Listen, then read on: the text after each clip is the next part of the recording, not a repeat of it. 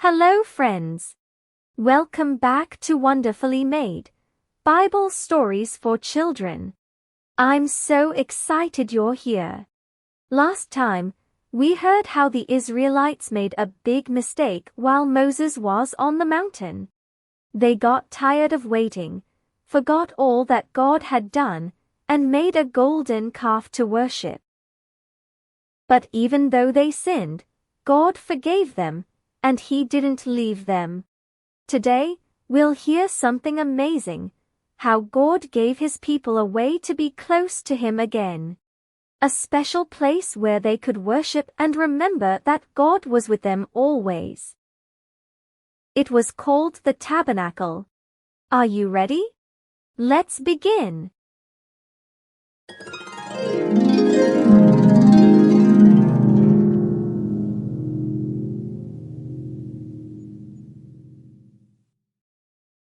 After forgiving the people, God spoke to Moses again. He told Moses to build something very special, a holy tent called the Tabernacle. It wouldn't be just any tent, it would be the place where God's presence would stay, right in the middle of the camp. God gave Moses very detailed instructions.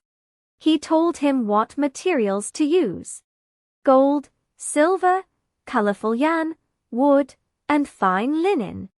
Everything had to be done just right because the tabernacle was going to be a place where the people could come close to God. God even chose skilled workers and gave them wisdom and creativity to make each part exactly the way He wanted. Inside the tabernacle, there were important pieces: the Ark of the Covenant, a beautiful gold-covered box that held the 10 Commandments. It showed that God's law was at the center of their lives. The lampstand menorah, shaped like a tree with branches, it was made of pure gold and lit up the tent. The table for bread, where special bread was placed to show that God provided for His people. The altar, where animals were offered to say sorry for sins.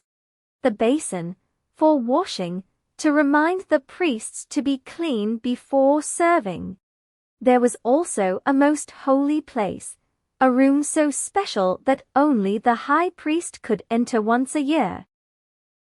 That's where the ark was kept, and it reminded the people that God is holy. When everything was finished, just as God had said, something incredible happened. A great cloud came down and covered the tabernacle. God's glory filled the tent so powerfully that even Moses couldn't go inside right away. It was a sign for everyone. God was there.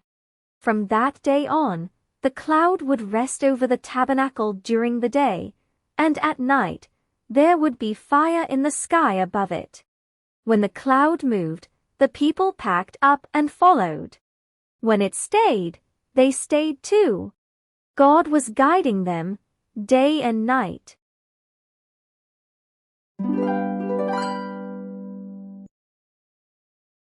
Why did God ask for all these things? It wasn't just to make a fancy tent. God wanted His people to remember He was with them. The tabernacle was a way for the people to worship, say thank you, and ask for forgiveness. It showed that even after their mistake, God hadn't left them.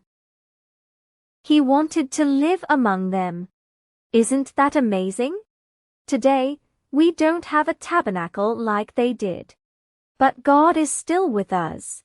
He lives in our hearts when we believe in Him. And we can talk to Him anytime, through prayer, reading the Bible, and singing songs of praise. Let's think together. What do you think the tabernacle helped the people remember? Why do you think God wanted to live among them? How can you remember that God is always with you, at home, at school, or anywhere you go? Even when we make mistakes or feel far away, God never forgets us.